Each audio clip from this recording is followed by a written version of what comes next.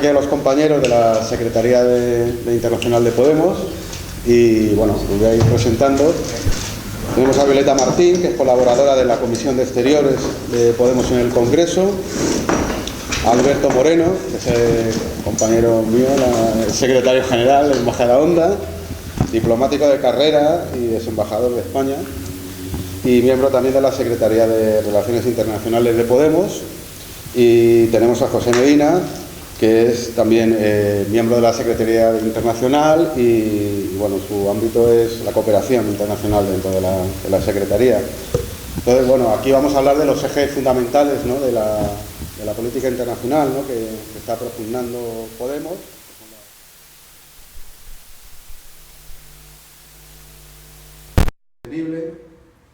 Y bueno, pues vamos a hablar sobre todo, bueno, todo lo que tiene previsto Podemos, teniendo en cuenta que España es una potencia de grado medio, ¿no?, de la diplomacia y la política internacional, con unos ejes dentro de la diplomacia, bueno, teniendo en cuenta que somos país mediterráneo, que tenemos el Magreb aquí al lado, y mundo árabe y Latinoamérica, ¿no?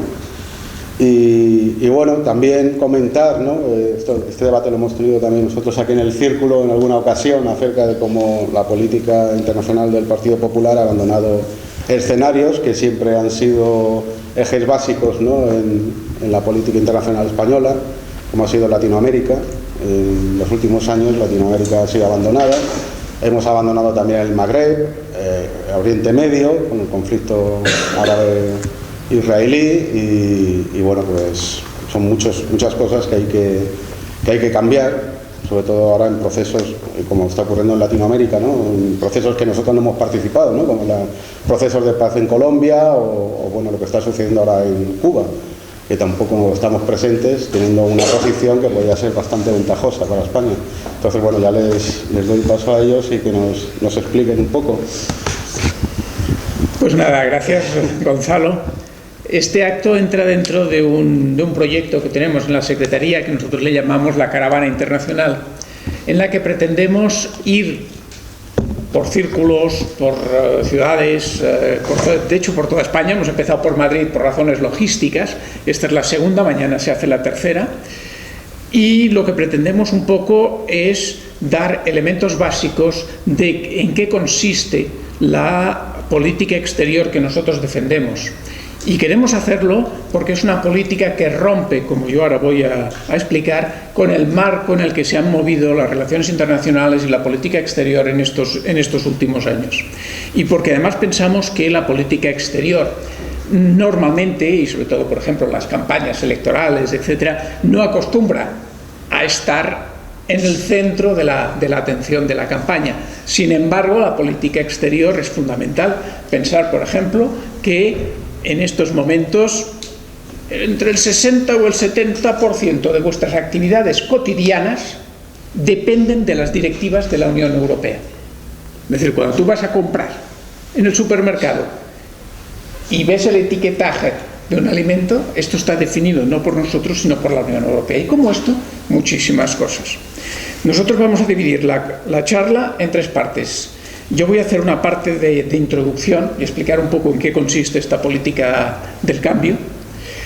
José nos va a hablar, como ha dicho Gonzalo, de las 3Ds, que es, digamos, el andamiaje teórico que nosotros hemos elaborado y que discutimos cuando hicimos el programa. Y, por último, Violeta va a intentar bajar un poco al suelo, porque nuestras intervenciones van a ser un poco más teóricas, ¿no? Entonces ella va a intentar bajar un poco al suelo y va a hablar sobre todo del problema de los refugiados y qué es lo que hemos hecho con todo este problema, y como que ella en estos momentos está asesorando al grupo parlamentario en la Comisión de Exteriores, es decir, es la más indicada para explicar qué es lo que se ha hecho hasta el momento en el Congreso de los Diputados.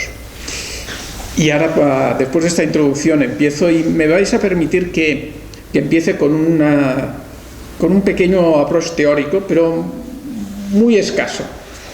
Básicamente, en la historia de las relaciones internacionales han habido dos grandes escuelas que han intentado definir por qué, cómo se hacen las relaciones internacionales. La primera escuela, y estoy resumiendo mucho, es la escuela realista. La segunda es la escuela idealista. ¿Cuál es la diferencia entre las dos? Bueno, la escuela realista defiende básicamente que las relaciones internacionales dependen del uso de la fuerza y que el más fuerte es el que gana y que por lo tanto pues que hay que dejarse de tonterías, el poder es el poder, la fuerza es la fuerza. En un primer momento esto era el poder militar. Hoy en día no solo es el poder militar, tenemos el poder blando, tenemos también la capacidad económica. Por ejemplo, Alemania y Japón tienen ejércitos pequeñitos, pero en cambio son muy poderosos en el campo internacional porque sus economías exportadoras pues son economías muy potentes, ¿no? La escuela idealista lo que ha pretendido es poner un poco de norma en lo que sería la ley de la selva internacional. Es la escuela que defiende la preeminencia del derecho internacional con respecto a las posiciones de fuerza. Y es una escuela que se ha desarrollado sobre todo a partir de la segunda mitad del siglo XX y hasta ahora. Es decir, para la escuela idealista, la Constitución de las Naciones Unidas, no digo de la Sociedad de Naciones porque es muy antigua, la Sociedad de Naciones no tuvo apenas historia suficiente, pero sí que Naciones Unidas evidentemente ha sido un elemento básico para reforzar las tesis de la escuela idealista. De todas maneras, hoy en día, desengañémonos, las relaciones internacionales siguen siendo básicamente relaciones de fuerza, es decir, es la realpolitik que llama, aunque sí que es verdad que existen una serie de normas definidas en el derecho internacional que evitan que esto sea realmente la ley de la selva. ¿Qué significa esto? Bueno, pues que hoy en día la política exterior es una política de intereses. Y además, no de intereses generales normalmente, sino de intereses muy concretos, porque en los últimos años el elemento fundamental del control, digamos, exterior, ya no es tanto el control de territorios, el colonialismo, el dominar un territorio, que era la base del poder, sino es el control económico. Son las relaciones económicas. Por lo tanto, cuando hablamos de intereses y de política de intereses, estamos hablando de intereses comerciales. Y cuando hablamos de intereses comerciales, obviamente estamos hablando de intereses básicamente de las grandes empresas, que son las únicas que tienen capacidad para actuar a nivel internacional. Por lo tanto, es decir, en estos últimos años lo que tenemos es una gran preeminencia de lo que es una política economicista. Es decir, las relaciones comerciales, la economía ha pasado al primer plano de las relaciones internacionales. Nosotros lo que pretendemos es romper ese marco, ni más ni menos, cosa que evidentemente es algo muy complicado, muy difícil y además que no vamos a hacer sin muchas contradicciones internas de las que a lo mejor luego podemos hablar. Nosotros lo que pretendemos es transformar la política de intereses en política de principios. Y esto, en teoría, lo dicen casi todos los partidos, los principios, etc. Bueno, la diferencia es que nosotros queremos realmente llevarlo a cabo y no dejarlo simplemente en un enunciado meramente explicativo, meramente en campaña electoral, porque queda muy bien, sino llevarlo a la práctica. Claro, para eso debemos modificar y cambiar nuestra lógica interna cuando elaboramos las relaciones internacionales. Debemos partir de otra lógica. Debemos modificar el concepto de intereses, porque los intereses no desaparecen porque nosotros queramos hacer una política de principios y no de intereses. Los intereses están ahí, no van a desaparecer. Pero lo que nosotros sí podemos hacer es redefinir esos intereses como los intereses de la mayoría, de la gente, no de una empresa en concreta. Os voy a poner un ejemplo que lo entenderéis muy bien. Seguramente nadie de vosotros habrá estado nunca en Trinidad y Tobago. Trinidad y Tobago es un país de 1 millón de habitantes que está en el Caribe y que no ha sido, ninguna de las prioridades de la política exterior española, entre otras cosas porque es que además fue colonia británica, es decir, de estas islas del Caribe. Sin embargo, nosotros en el 2006 abrimos una embajada ¿Y por qué abrimos una embajada en Trinidad y Tobago? Bueno, porque en 1995 Repsol empezó a hacer prospecciones petrolíferas en aguas de Trinidad y Tobago. Y empezó a hacer prospecciones, la cosa creció, hubo una cierta relación, la presencia de Repsol aumentó y como consecuencia de ello se abrió una embajada. Bueno, se abrió una embajada porque le interesaba a una empresa. Porque con la apertura de la embajada, la capacidad de negociación de la empresa, de Repsol y con las autoridades era mayor que si no había una embajada abierta ahí. ¿Vale? Entonces, cuando uno pregunta, dice, bueno, ¿por qué? Pues, claro, vamos a ver tú, porque es normal, porque claro, aquí Repsol está, tenemos intereses. No, tenemos intereses, no. Repsol tiene intereses en Trinidad y Tobago. Pero nadie se ha puesto a pensar nunca si realmente la apertura de una embajada en Trinidad y Tobago respondía a los intereses de la población española o no. Que a lo mejor si luego reflexionamos, decimos, pues es interesante abrirla. Es posible, pero esa no fue la lógica que primó en la apertura de la embajada, sino que fue una lógica puramente empresarial de una gran empresa. De una gran empresa española que, como sabéis, el capital ya no es español, porque es que esta empresa española, en fin, de español tiene el nombre y el presidente, pero vamos, pero el capital ya no lo es. Entonces, para nosotros, romper con esta lógica significa definir que nosotros no queremos hacer política exterior para defender intereses, sino que queremos hacer política exterior por otro motivo, porque queremos construir un mundo más justo para todos. Y por lo tanto, es decir, somos perfectamente conscientes de que los intereses pueden ser contradictorios y que los intereses de una empresa pueden ser contradictorios con esa creación de un mundo más justo del interés general. Y por lo tanto debemos romper eso y debemos definir una serie de principios que serán los que definan nuestra política exterior. Como ya he dicho antes, los intereses no desaparecen. Es decir, lo que nosotros tenemos que hacer, la lógica que tiene que imperar en todas nuestras decisiones internacionales es pensar en las consecuencias de esto. Es decir, si yo quiero hacer un proyecto, y perdona que me meta en un tema que es más tuya, de cooperación concreta en un país, lo que debo estudiar es si realmente ese proyecto va a servir a los intereses de la población de ese país, o a lo mejor solo sirve a los intereses de una ONG nuestra, que está muy interesada por lo que sea. Es decir, intentar siempre que en la lógica de las relaciones que nosotros queremos hacer, de nuestras acciones, analicemos las consecuencias con respecto a nuestros principios y a lo que serían a nivel general el bien común. Para que esto funcione se necesita un elemento básico y es la coherencia de políticas. Es decir, en el momento en que nosotros dejemos de ser coherentes con estos principios, nuestra política exterior dejará de tener sentido y seremos irrelevantes. Porque, como ha dicho Gonzalo, nosotros somos una potencia media. Nosotros podemos tener intereses, pero únicamente regionales. Nosotros no podemos hacer una política mundial. Esto lo puede hacer Estados Unidos, China en estos momentos, ante Rusia ahora, no mucho, y nadie más. Y nosotros tenemos que definir muy bien cuáles son nuestras zonas que nos interesan, que tú ya las has definido perfectamente, y es evidente que es el Mediterráneo, que es Europa, y que es Iberoamérica por razones históricas y de relación.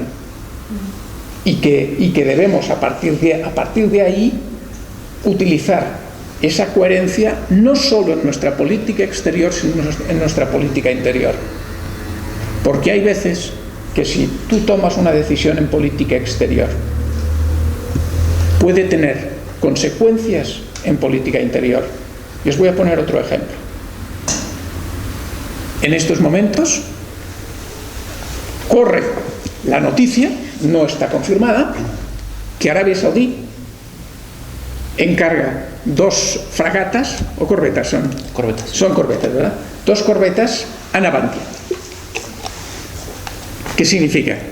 Bueno, Arabia Saudí es un país que está en estos momentos en guerra, está bombardeando Yemen como cabeza de una coalición, está financiando grupos guerrilleros fundamentalistas y tiene un papel básico en todo lo que es en estos momentos el caos en la región de Oriente Próximo.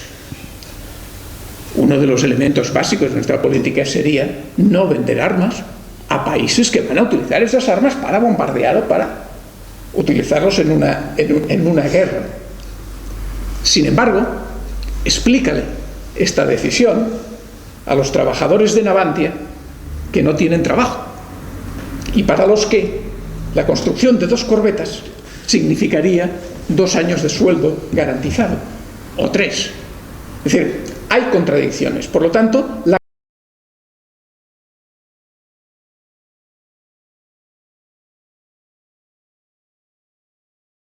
fundamental.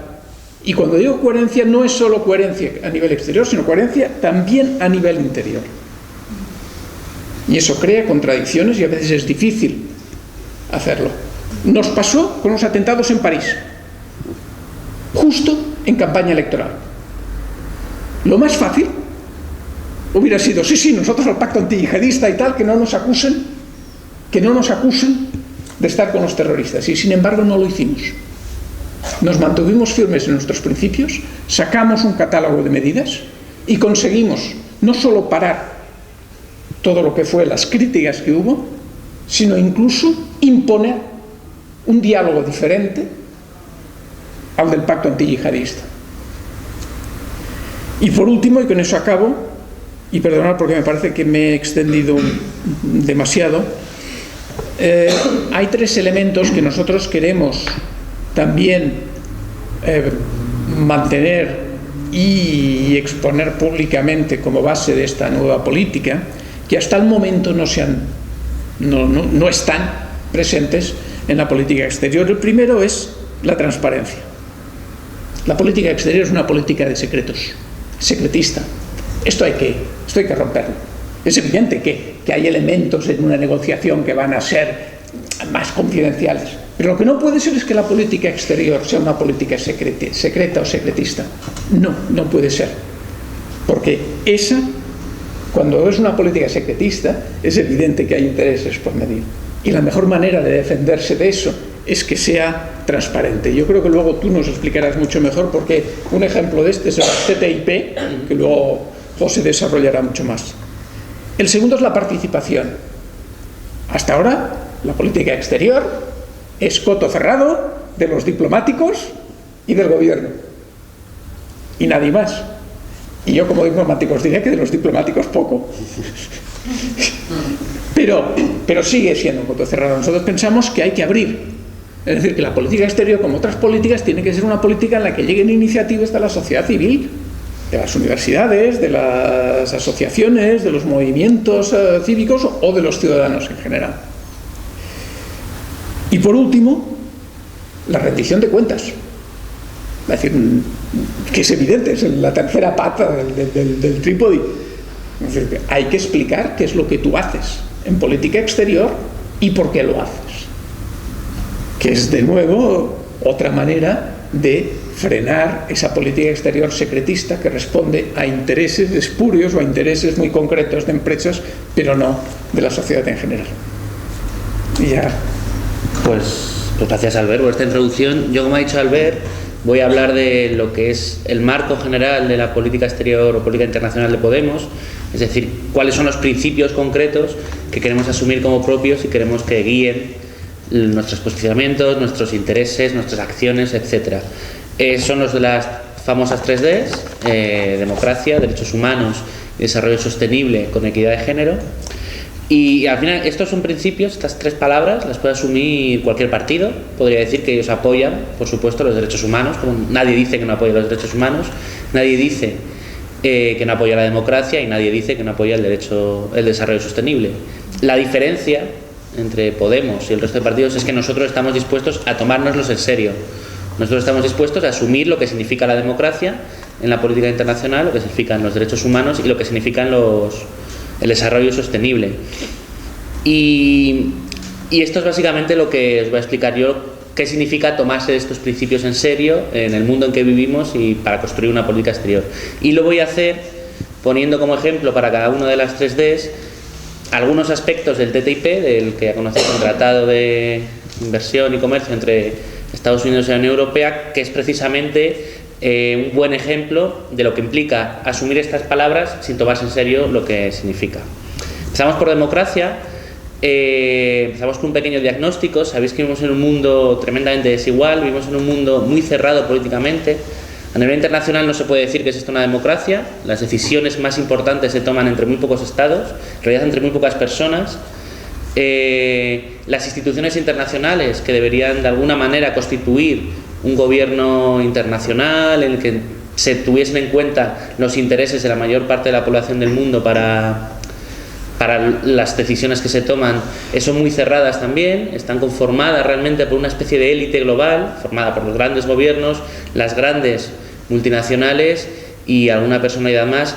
Y aparte de esto, desde la democracia, o sea, desde el punto de vista del diagnóstico de cómo no es democrático nuestro mundo, vivimos en un mundo en el que, precisamente por una política exterior de todos los estados, o de la mayor parte de los estados, basada en intereses, incluso muchos estados que hacen gala de extender la democracia son totalmente hipócritas en esto. Estados Unidos, por ejemplo, es un país que hace gala de extender la democracia, de defender la democracia en Oriente Medio. Al mismo tiempo, Estados Unidos mantiene una alianza estratégica desde hace muchos años con Arabia Saudí, que, como sabéis, es uno de los regímenes menos democráticos del mundo. Es una teocracia en la que se ejecuta a personas por delitos religiosos y que actualmente está bombardeando Yemen. No sé si habéis visto el documental de Michael Moore, Fahrenheit 9/11. Es un documental de hace años ya, en el que relata lo que ocurrió en Estados Unidos cuando el atentado de las Torres Gemelas, y lo que cuenta es que justo después del atentado se cierra el espacio aéreo de Estados Unidos, se cierran todos los aeropuertos y las únicas personas que pueden salir de Estados Unidos durante ese momento son miembros de la familia real saudí. ¿Por qué? Porque había una alianza entre las élites de Estados Unidos y las élites saudíes que, por supuesto, estaba por encima incluso de la seguridad nacional y de algo tan relevante como lo fue para Estados Unidos como los atentados de las Torres Gemelas. Para ellos no, para los saudíes esto no valía, cerrar el espacio aéreo. De hecho salieron, ¿no? La familia Bin Laden. Salió, claro. O sea, se ve documental cómo salen ellos sí que pueden salir. Y además vivimos en un mundo, desde el punto de vista de falta de democracia, con una militarización creciente. Cada vez más las decisiones, o sea, la securitización de las cosas, de los asuntos políticos es mayor. Lo estamos viviendo en Europa. En Europa la mayor solución que han encontrado nuestros gobiernos para los problemas del terrorismo internacional y de los atentados aquí es blindar, por ejemplo, la Puerta del Sol. Y tú vas por la Puerta del Sol y ves a policías con metralletas. Todos sabemos que eso no vale para nada, que eso no es una manera de detener que si alguien quiere atentar en la Puerta del Sol en el metro lo haga. Pero la solución a cada vez más asuntos pasa cada vez más por militarizar, por convertir los problemas en problemas de policiales, penales, etcétera. Esto por un lado, por el lado, digamos, más político, pero desde el punto de vista del diagnóstico tenemos el lado económico. Vivimos en un mundo en el que Intermon Oxfam usa una metáfora muy interesante, que es la captura de la democracia. La democracia de todos los países y, por supuesto, de las instituciones internacionales está capturada por unos intereses de unos pocos, de una minoría, del 1% internacional, que utilizan estas instituciones para defender sus intereses económicos. Es brutal el poder que tienen las multinacionales, por ejemplo, para todos los procesos que ocurren en Naciones Unidas. Durante estos últimos años se ha negociado una nueva agenda de desarrollo, los sustitutos de los ODM, los Objetivos de Desarrollo Sostenible, y la persona que ha negociado esto, que ha dinamizado estos trabajos en la Secretaría General, estaba pagada por Bill Gates directamente. Y hay muchos estudios que analizan cómo cada vez más las empresas, sobre todo a través de fundaciones privadas, filantrópicas, con buenas intenciones, están ocupando más espacios de la agenda internacional. Pues bien, frente a este diagnóstico de, por un lado económicamente, un dominio brutal de las élites y de las grandes empresas, y por otro lado desde el punto de vista político, militarización, dictaduras y decisiones entre muy pocos, desde Podemos proponemos tomarnos realmente en serio la democracia. Y eso pasa por un lado, por llevar a cabo, implementar, promover reformas de las instituciones internacionales que puedan abrir las decisiones, que las decisiones se tomen cada vez entre más actores, entre más gobiernos, por supuesto, el Fondo Monetario Internacional, el Banco Mundial, o las propias Naciones Unidas, que tiene 2 espacios de decisión, como sabéis, un Consejo de Seguridad con muy pocos países y unos con derecho a veto, y otros, y una Asamblea General que afirma cosas pero que no tienen fuerza vinculante. Pues nosotros promovemos reformar esos mecanismos, reformar el Consejo de Seguridad, por ejemplo. Proponemos en el programa que no se veten algunas cosas que tienen que ver con la intervención humanitaria, con los asuntos humanitarios, que no se use el veto para eso. Eso por un lado, mayor amplitud con gobiernos, pero también abrir esos espacios a la sociedad civil, a los movimientos sociales, a los ciudadanos, cada vez más. Por ejemplo, proponemos, estamos moviendo cómo podríamos hacer una elección lo más democrática posible de la nueva o del nuevo secretario general de Naciones Unidas, que a lo largo de este año va a haber. Además de esto, desde el punto de vista económico, pues proponemos un montón de medidas que vayan contra el poder económico internacional, porque sabemos que sin condiciones materiales no hay democracia. Si no tenemos unas condiciones para que todo el mundo pueda ser ciudadano, si cada vez más unos pocos se quedan todos los recursos, toda la riqueza, y la mayoría nos vamos quedando cada vez con menos, no hay democracia. Y por eso proponemos algunas medidas a nivel internacional de democratización de la gobernanza económica global. Voy a citar 2 que me parecen muy relevantes. Una es la creación de una agencia fiscal internacional en Naciones Unidas. Esto no es algo que nos inventemos nosotros, esto forma parte de la demanda de muchos gobiernos del sur global y también de muchos organismos de la sociedad civil, y es algo a lo que se oponen la Unión Europea, Estados Unidos y los países más ricos. Se oponen porque les conviene, porque una autoridad como esta podría tener mucha más capacidad para incidir, por ejemplo, en los paraísos fiscales, porque podría recuperar, coordinar la información mucho mejor. Y aparte de la Agencia Fiscal Internacional, proponemos también promover la aprobación de un tratado internacional vinculante de derechos humanos y empresas transnacionales. Es muy importante la palabra vinculante, es la clave de esto, porque lo que suele ocurrir en Naciones Unidas es que se generan muchas normas que han de cumplirse, o que afirman que han de cumplirse, pero no hay una manera de exigir a las empresas y a los gobiernos que las cumplan. Pues nosotros queremos apoyar este proceso, que también existe en el Comité de Derechos Humanos. Además de esto, desde el punto de vista de la democracia, promovemos también cambiar la Unión Europea. La Unión Europea es lo contrario a una regionalización, a una integración entre países democrática. Queremos promover un nuevo europeísmo democrático. Queremos cambiar las relaciones con América Latina también, promoviendo un nuevo internacionalismo. Supongo que habéis todos oído hablar del caso de Berta Cáceres. Berta Cáceres es la líder campesina, defensora de los derechos humanos, asesinada.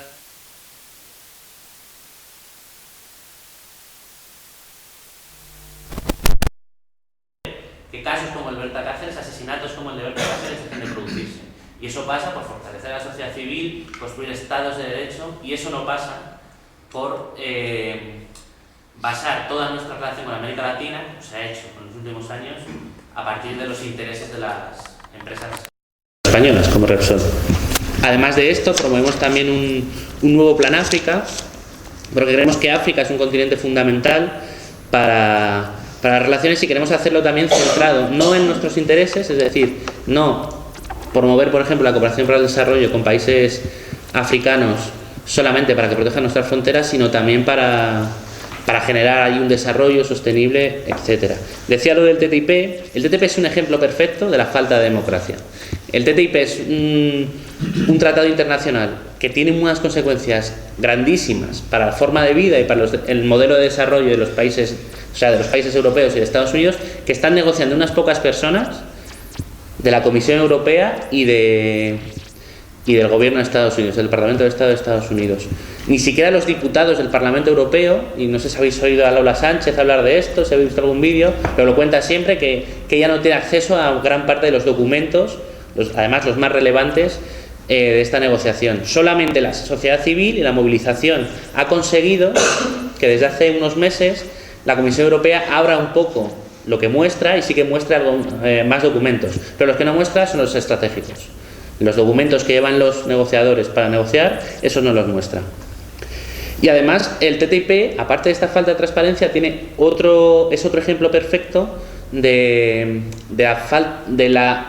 poder de las grandes multinacionales y las grandes empresas frente al poder cada vez más pequeño de los estados. Sabéis que el TTIP incluye un mecanismo de resolución de disputas entre inversores y estados, que básicamente lo que plantea es que cuando una empresa hace una inversión en un estado, si ese estado cambia algún tipo de ley que perjudica esa inversión, que hace que esa inversión retorne menos beneficios, este mecanismo de resolución de disputas puede sancionar al Estado. Es decir, que si hacemos una ley para proteger la sanidad pública y una empresa considera que eso le ha perjudicado sus intereses, esa empresa puede denunciar al Estado.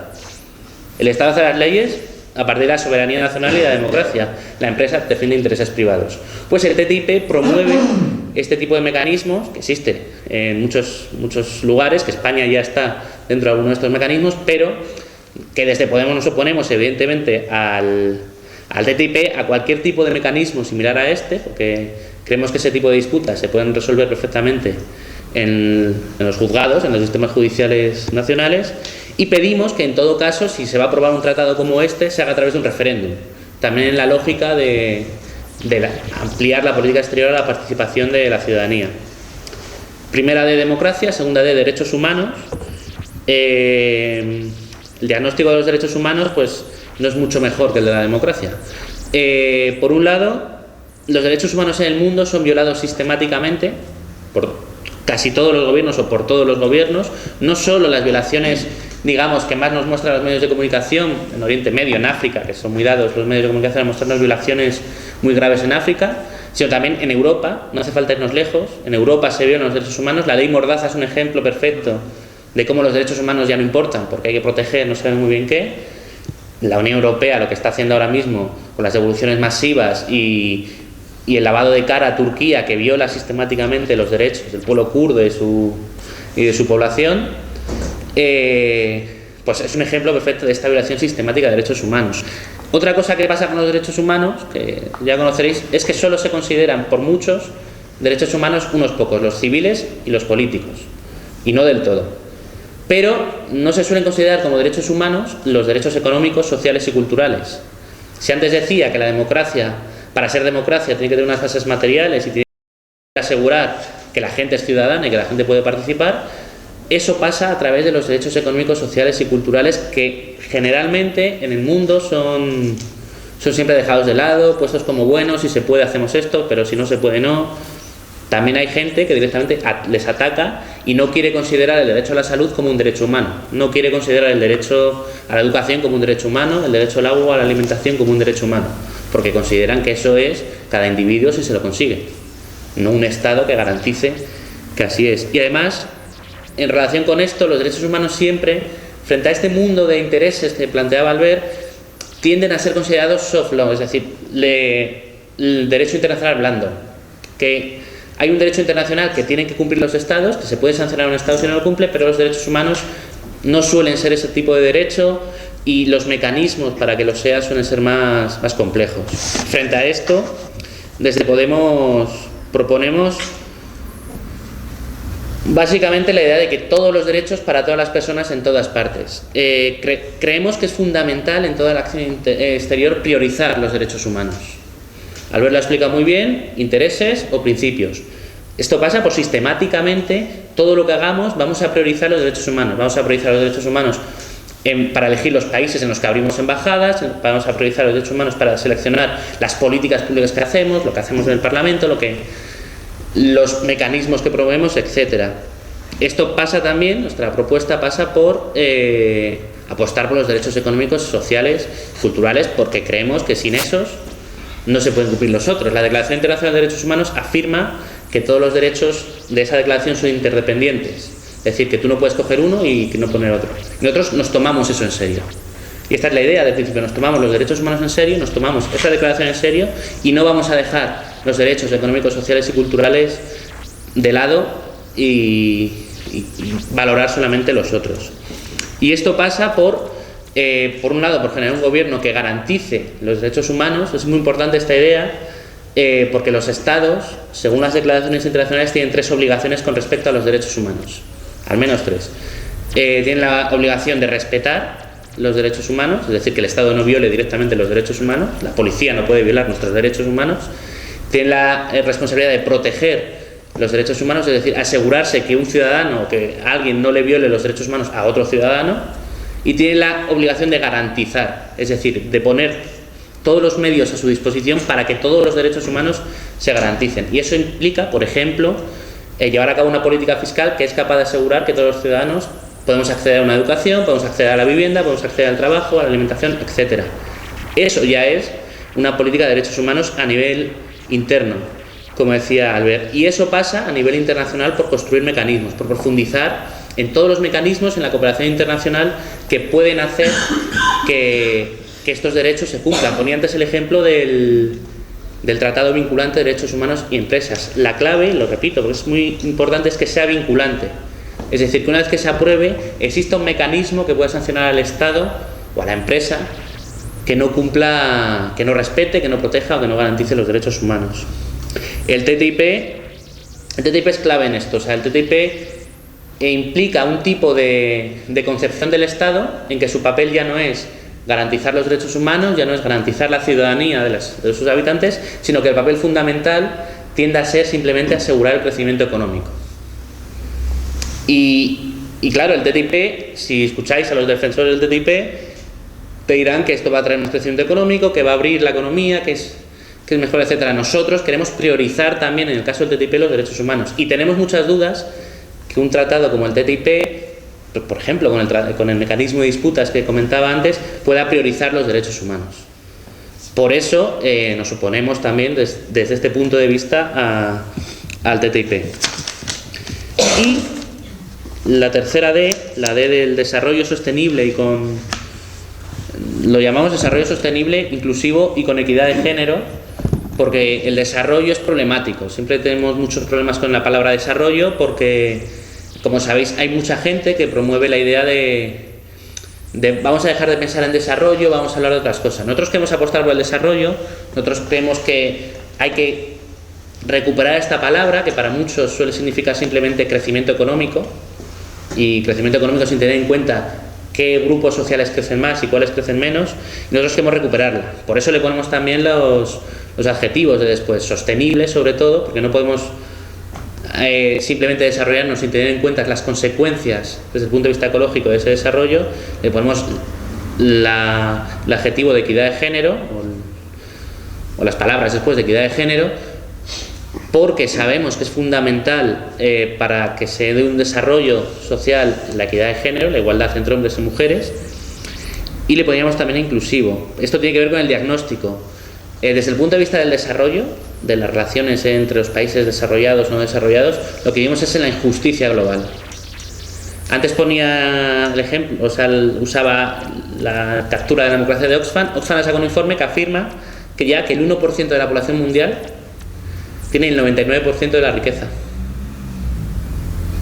No, perdón, tiene más riqueza que el 99%.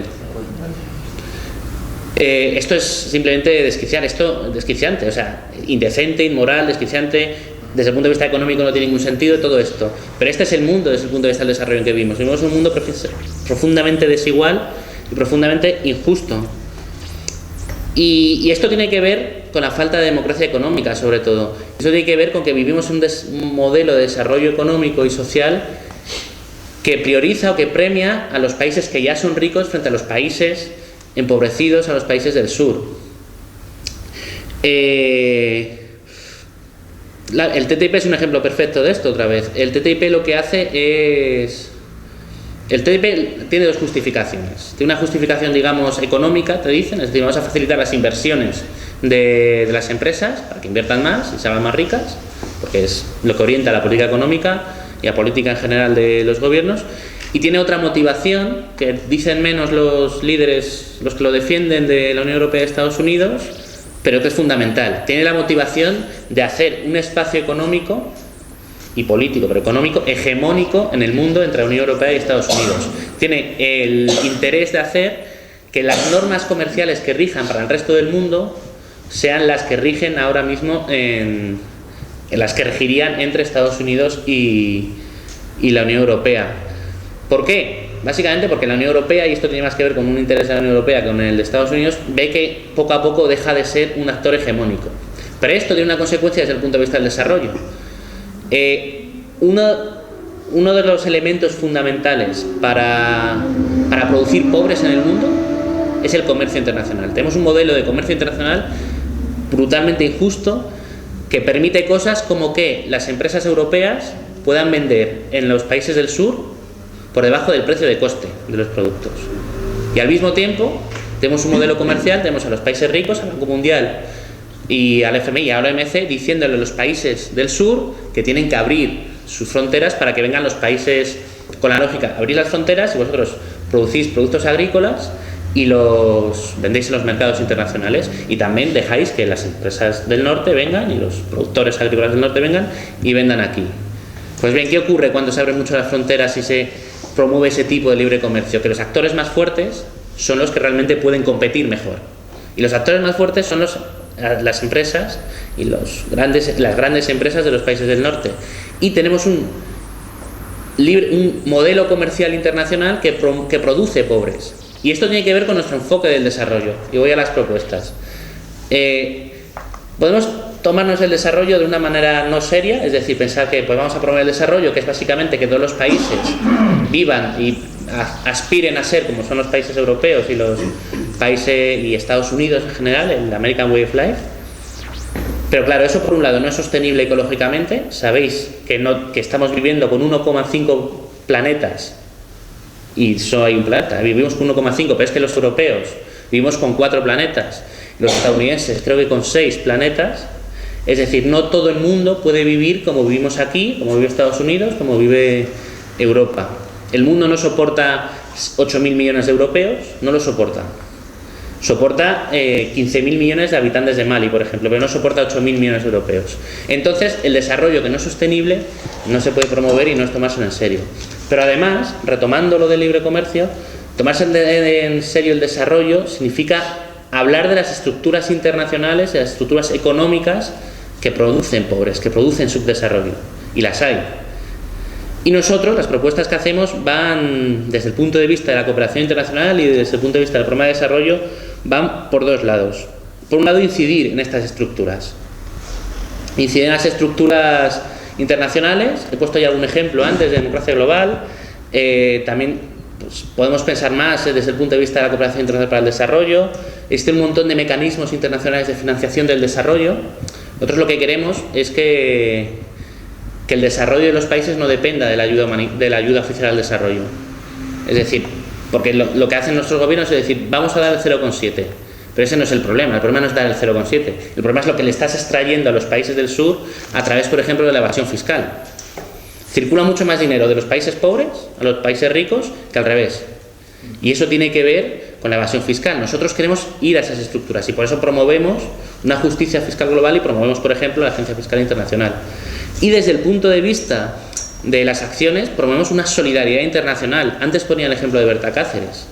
No podemos cambiar, no se puede colaborar en el cambio en ningún país si no somos solidarios con quien realmente va a protagonizar ese cambio, que son las organizaciones sociales, movimientos campesinos, movimientos de mujeres, movimientos feministas, que son los que van a protagonizar el cambio. Nosotros queremos basar nuestra solidaridad internacional con esos actores, basada en los movimientos sociales, que ellos protagonicen el cambio, porque creemos que sociedades civiles más fuertes son las que pueden acabar con los dictadores, pueden acabar con la desigualdad en sus países y pueden ir allí, pueden cambiar todo eso. Y promovemos también, y retomo un poco la idea de Albert, y ya con esto termino, la idea de coherencia de políticas para el desarrollo. Esto tiene que ver con que el mundo es interdependiente. No podemos hablar del desarrollo en un solo país. Un solo país no se puede desarrollar porque lo que se va a desarrollar es el planeta entero. Porque hay muchísima interdependencia. La ropa que llevamos puesta ha viajado muchísimo. El algodón que se fabrica, que se extrae en África, luego se va a China y se hace una chaqueta o una camiseta y viene a un Zara de Madrid donde lo compramos. Eso es un viaje que ha pasado por varios sitios de todo el planeta y que en cada sitio ha producido un tipo de desarrollo. Ha producido, por ejemplo, que los campesinos africanos tengan unas condiciones de trabajo, ha producido que en Bangladesh se produzca en maquilas con muy malas condiciones de trabajo esa camiseta. En México también. Y ha producido que en el Sahara pues, estén unas determinadas condiciones de trabajo. Todo es un proceso interdependiente. Por lo tanto, nosotros no podemos obviar todo eso en la acción interna.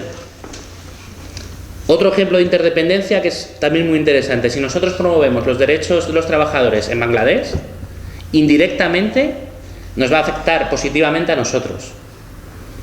¿Por qué? Porque sabéis que los que mandan dicen que tenemos que competir y que la mejor manera que se os ha ocurrido para competir es bajar los salarios y quitar derechos de los trabajadores a todos, porque hay otros países con menos derechos. Pues si nosotros hacemos solidaridad internacional, intentamos que en Bangladesh los trabajadores puedan hacer huelgas, se sindiquen, tengan cada vez más derechos, eso nos repercute a nosotros. Hay una interdependencia permanente en todo. Por eso nosotros defendemos como acción básica desde el punto de vista del desarrollo la coherencia de políticas para el desarrollo y los derechos humanos. Es decir, que esta mirada de cómo podemos favorecer el desarrollo, entendido como desarrollo humano para aumentar las capacidades de las personas, atraviesa todas las políticas públicas, no solo la política exterior, no solo la política de cooperación, sino todas. Que el Ministerio de Economía no tome las decisiones que vaya a tomar por intereses meramente económicos o solo teniendo en cuenta criterios económicos, sino que tenga en cuenta criterios de desarrollo. Lo mismo el Ministerio de Interior, de Justicia y todos, porque en todos hay una manera de desarrollo que se puede aplicar. Con esto me he extendido mucho, lo siento, Violeta. No pasa nada. Pero... Voy a intentar ser breve y ya está. Si me paso, me decís. Bueno, mi labor aquí, después de lo que han dicho mis compañeros, que la verdad tengo que dar la enhorabuena porque ha sido muy claro y muy conciso, es intentar trasladaros cómo precisamente ponemos todo esto en marcha, o sea, cuáles son las herramientas que tenemos, las dificultades que entrañan esas herramientas y qué podemos hacer desde un punto de vista más, por decirlo, puramente físico, o sea, cómo llevar esto a las opciones legislativas que tenemos, que de momento es el Parlamento español. El Parlamento Europeo, donde estamos desde mayo de 2014, como es público y notorio, no tiene iniciativa legislativa propia, solo está para discutir lo que le lleva a la Comisión Europea. Es un parlamento sui generis, por así decirlo, pero ahora que estamos en el Parlamento español sí tenemos la capacidad de influir o generar políticas en materia de política exterior. Desde los parlamentos autonómicos no se puede porque efectivamente la prerrogativa de la política exterior está solo a nivel estatal, tiene que ser el Estado de España. Bien, llevamos en el Congreso desde enero y son ya 4 meses. Hacer balances es complicado, pero sí os puedo decir que es una institución completamente hermética y está muy diseñada para que las estructuras de poder ya existentes se perpetúen. O sea, no es muy sencillo introducir cosas, ya no solo en agenda, en el pleno, que podamos discutir cosas pequeñas, sino también alterar el discurso que ya es existente, que es muy jurídico, que es muy poco permeable y sobre el que ya de por sí intentar cambiarlo es un esfuerzo que te limita muchísimo hasta de un punto de vista personal y que lo sientes en el trabajo diario. Pero bueno, más allá de esto, sí puedo poner el ejemplo de que en 4 meses la Comisión de Asuntos Exteriores se ha reunido una vez en sesión ordinaria, 4 veces, o sea, 4 meses una sola vez. No se han discutido aún leyes en Comisión de Exteriores, ni propuestas ni de ley ni de no de ley. Se espera que se haga no esta semana sino la siguiente. La Comisión de la Unión Europea, que es otra comisión que tiene prerrogativas en materia de política exterior, entendiéndose que es la que regula las relaciones de las Cortes y del Estado con la Unión Europea, solo se ha reunido una vez, tampoco ha discutido nada de carácter legislativo. Y la Comisión de Cooperación al Desarrollo, en la que José de hecho es mucho más próximo, no se ha reunido directamente. El miércoles ya se reúne. Se reúne por primera vez el miércoles y por fin se han incluido propuestas y vamos a poder discutirlas y a meter cosas en la agenda. Se celebra, perdona, después del pleno, ya bueno, acaba el pleno, sí. y hable Rajoy ya va en lo que dure. Sí, o sea, creo que esto ya deja como muy visible O sea, no tiene hora el cuando esfuerzo acabemos. que hay que hacer simplemente solo para poner la rueda en marcha. Pero en fin, más allá de esto, quería poner el ejemplo concreto, no solo porque está en el orden del día, sino porque es cierto que también hemos conseguido finalmente forzar la comparecencia del presidente del Gobierno en funciones, de Mariano Rajoy, el miércoles en sesión plenaria. Nosotros, como grupo parlamentario de Podemos, en Comú Podem en Marea, con Compromís, con el grupo mixto, pedimos su comparecencia para que explicara el resultado del famoso Consejo Europeo que llegó al acuerdo con Turquía en marzo, como por qué no se ha tenido en cuenta la resolución institucional que se hizo en la Comisión Mixta de la Unión Europea.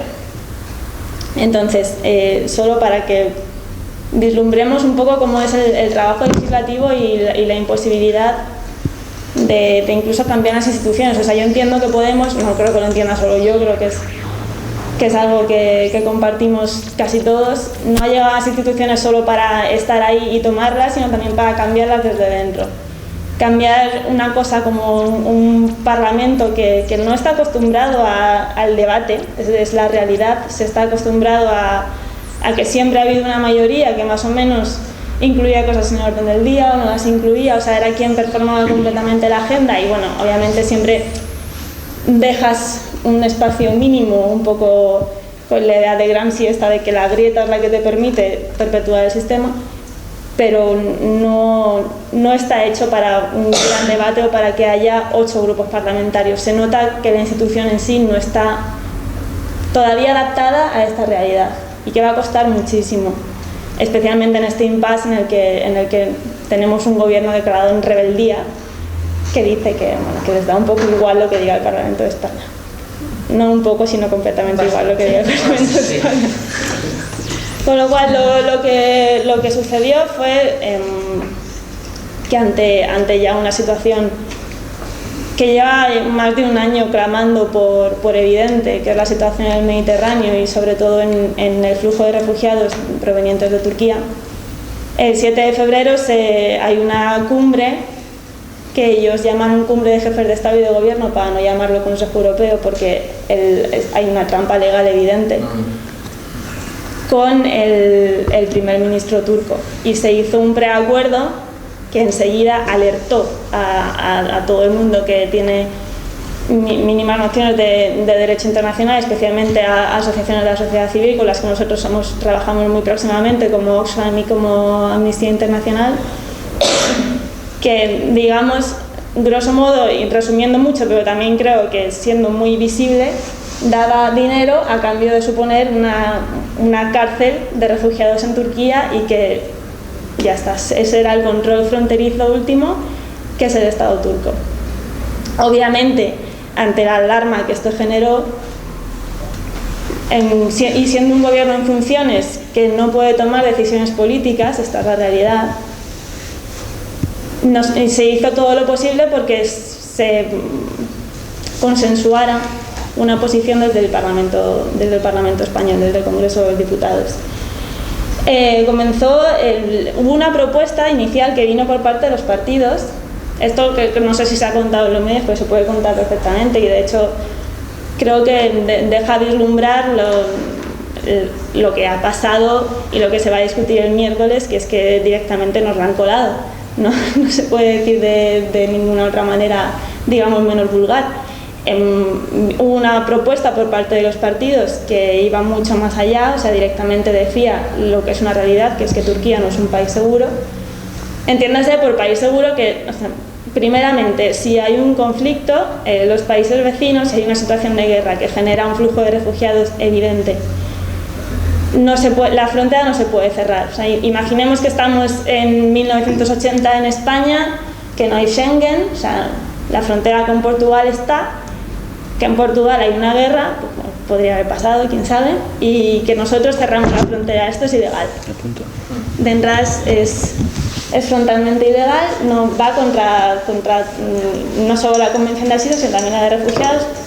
Es una ilegalidad completa y aparte yo creo que, o sea, está un crimen moral. Entendamos la moralidad, que es que hay gente que está muriendo porque tú no les dejas pasar una mínima frontera. Imaginemos que esos refugiados no se quieren quedar en España porque entienden que España no es, o sea, no pueden pedir asilo o no se dan las condiciones suficientes, las que sean, y deciden pasar a Francia. Y Francia dice, no, porque en España estáis bien y España es un país seguro. Esto es básicamente lo que está pasando ahora. Lo que está diciendo la Unión Europea es, si no sabemos de qué os quejáis, si en Turquía se está muy bien y es un país seguro. Pero realmente no lo es, porque Turquía, el derecho de asilo que tiene a día de hoy solo aplica a ciudadanos europeos y los refugiados que tienen no son europeos. Turquía se ha comprometido a adaptar su legislación, pero se le han dado 3.000 millones en un primer momento, se ha extendido hasta 6.000 millones, se ha prometido digamos, acelerar el proceso de integración de Turquía a la Unión Europea con la única contraprestación de que ellos se mantengan allí. Entonces, desde digamos el primer acuerdo, que fue un preacuerdo, ya no sé cómo lo quieren decir, porque el secretario de Estado llegó a decirnos que no era un acuerdo, que era un statement, y ya por ahí sí que te pillan porque dices, no sé muy bien cuál es la diferencia real, para mí es exactamente lo mismo. Hablaba de que directamente se harían devoluciones desde Grecia a Turquía con la contraprestación económica de lo que le supondría esto al Estado turco. Ante nuestra, obviamente ya no solo sorpresa, sino completa indignación, se llegó a un consenso, pero este consenso, o sea, quiero que veáis que tampoco no vino completamente por parte de la sociedad civil. Cuando el gobierno se dio cuenta de que tenían que llevar una postura consensuada, aunque solo fuera por cuidar en cierto modo su imagen pública, nos llegó una propuesta de texto por parte del gobierno. Y con eso fue con lo que hubo que trabajar, con una propuesta que ya venía desde arriba, o sea, en ningún modo desde abajo. Hicimos todo lo posible e incluimos muchísimos puntos que no venían a decir que Turquía no era un país seguro, porque a esto se negaban a poner expresamente Turquía no es un país seguro, pero sí recogían todas las prerrogativas que tendría que tener un Estado para considerarse país seguro según la legalidad internacional, que viene a ser lo mismo. O sea, en vez de decir Turquía no es un país seguro, decíamos Turquía no tiene tal y sí, tal. No lo ponían directamente. Exactamente, o sea, tuvimos que hacer como, no es tampoco una trampa, pero jugar con el lenguaje de no incluir la palabra país seguro, porque a eso se negaron en rotundo. Y esto se aprobó. Se aprobó en comisión mixta de la Unión Europea en modo resolución institucional, que tampoco es vinculante, pero digamos que es lo que Mariano Rajoy entendió que era lo que llevaba al Consejo Europeo. Bien, el Consejo Europeo se celebra 2 días, jueves y viernes. Y el viernes a las 3 de la tarde, cuando todos nos íbamos a ir de vacaciones de Semana Santa, o sea, perfecto timing, como siempre que decide algo de estas características del Consejo Europeo, vemos que hay un acuerdo que es exactamente igual que el anterior y de hecho no exagero, con la única salvedad de que en el nuevo acuerdo hay una línea que dice en ningún caso las devoluciones serán masivas. Y claro, que al final lo primero que dijimos fue, vale, pero ¿cómo nos van a asegurar que no son masivas? Porque yo he visto desde el domingo, que fue desde el día que se dijo que se podrían empezar a hacer devoluciones, hemos visto barcos atestados de gente. De uno en uno, sí. Entonces, entrando uno en uno, pero... Sí, no habrá devoluciones masivas, pero ¿qué? Vas a meter a una persona en un barco y entonces la llevas y ya está, y luego vienes a por la otra y te llevas... Cuando ya se ha demostrado que no son así y que al día son capaces de devolver hasta 500 personas. Más allá de lo que hemos sabido a posteriori, que es que obviamente esto ha servido para que el Estado turco haga lo que quiere, lo iba a decir de una manera un poco más brusca, pero bueno, que para que se tome esto como, no voy a decir un cheque en blanco, pero desde luego no teniendo en consideración muchas de las prerrogativas que sí que se pedían. La cuestión ahora viene en por qué, o sea, el Estado español, y con Mariano Rajoy a la cabeza, no ha seguido, desde luego, y esto es indiscutible, lo que le dijo el Parlamento español. Ellos, o sea, porque supongo que dirán que una cosa que es cierta, que no deja de ser cierta, que las decisiones en Consejo Europeo se deciden por unanimidad, pero esto O sea, yo creo que es lo que más rabia al final nos da. O sea, si España, precisamente por tener un gobierno en funciones, hubiera dicho nosotros no podemos apoyar este acuerdo, ese acuerdo por lo menos hubiera quedado en suspenso. Por lo menos hasta que hubiera un gobierno o hubiera una situación legal que diera de por sí por lo menos un mínimo de aprobación de la sociedad a lo que se estaba votando. A día de hoy eso no existe. Con lo cual, el miércoles, que por fin se ha dignado a venir a una sesión de control en el Parlamento, le interpelaremos sobre esto, porque no, desde luego nuestra postura es que estamos completamente en contra de lo que se ha firmado, porque no sigue ningún precepto, y desde luego habréis notado que después de lo que hemos expuesto, ni es coherente políticamente, ni cuida en ningún modo la perspectiva del desarrollo, ni sostenible, ni inclusivo, ni por supuesto de equidad de género, porque el impacto en género que tiene una política de refugiados así está siendo increíble, de familias que están siendo destruidas, que el padre está en Alemania, que la madre está intentando cruzar desde Idomeni a Macedonia. O sea, digamos que también desde un punto de teoría de relaciones internacionales creo que es un punto de inflexión, porque Europa siempre había sido hasta ahora un poco el caballo idealista, ¿no? Frente a un Estados Unidos que sí que llevaba una política muy de realpolitik, sobre todo porque han tenido secretarios de Estado muy célebres que lo han puesto en funcionamiento y lo han hecho, digamos, casi que hegemónico. La Unión Europea se veía como ese lugar donde primaban los valores, aunque luego en el patio trasero hiciéramos cosas que siempre las hemos hecho, pero primaban los valores. Y creo que este es el punto de inflexión, porque ya no podremos mirar a nadie y decir, no, en Europa nosotros no hacemos esto. O sea, no podemos ir cuando se cometa, digamos, imaginar que mañana en China hay un problema similar con Mongolia. No podemos ir a China y decirles, oye, no podéis hacer esto, no podéis cerrar la frontera a los mongoles. ¿Con qué cara vamos ahora a ir a decir una cosa así? Ya no se puede. Entonces, más allá de la situación, que es cierto que es de impasse y que hay dificultades, creo que sí que nos tenemos que quedar con la idea de que podemos meter cosas en la agenda.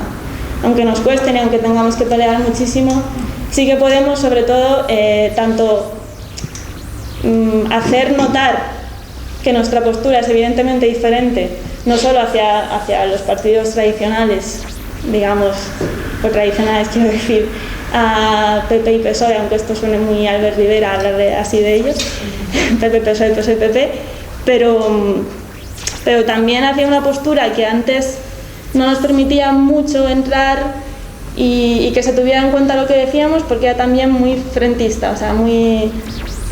Por ejemplo, que no sé tampoco si me quiero meter en este berenjenal, pero la izquierda tradicional española,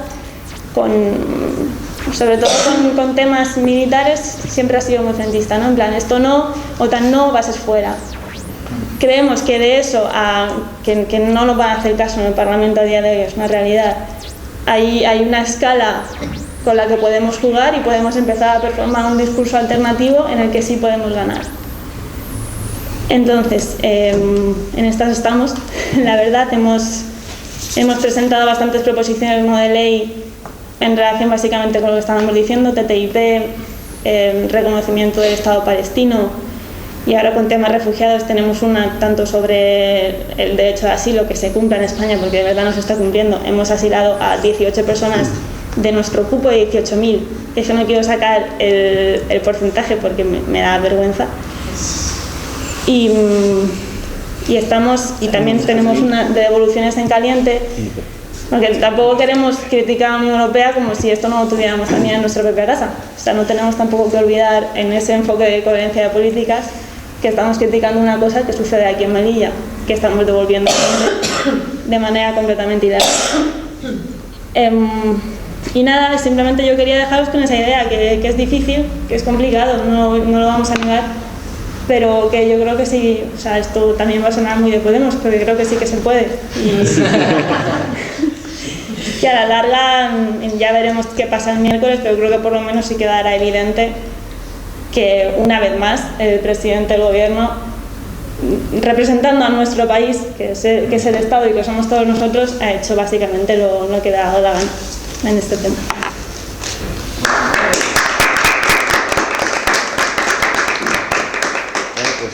ahora si eso empezamos una rueda de preguntas. Álvaro, Gustavo, Vicky. ¿Las agrupamos y luego contestamos varias juntas o vamos una a una? Como queráis. Como no somos muchos, podemos ir uno a uno, ¿no? Una a una. Pero a la gente que... Pues ahora, pues Eso empieza. siempre depende de la gente.